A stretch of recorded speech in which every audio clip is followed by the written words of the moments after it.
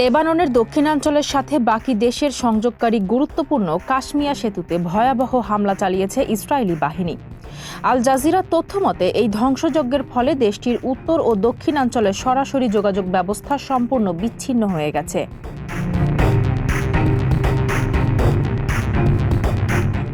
গত রোববার ইসরায়েলি প্রতিরক্ষামন্ত্রী ইসরায়েল কাস লিতানি নদীর ওপর সব পারাপারের পথ ধ্বংসের নির্দেশ দেওয়ার পরই এই হামলা চালানো হয়।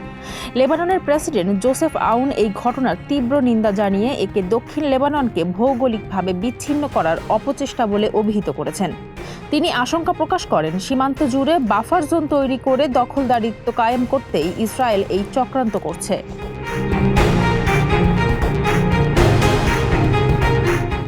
সেতুটি ধ্বংস হওয়ায় দেশটিতে মানবিক সহায়তা কার্যক্রম চরম সংকটের মুখে পড়েছে। লিতানি নদীর দক্ষিণ অংশে বর্তমানে বিপুল সংখ্যক বেসামরিক নাগরিক স্কুল ও হাসপাতালে আটকা পড়ে আছেন।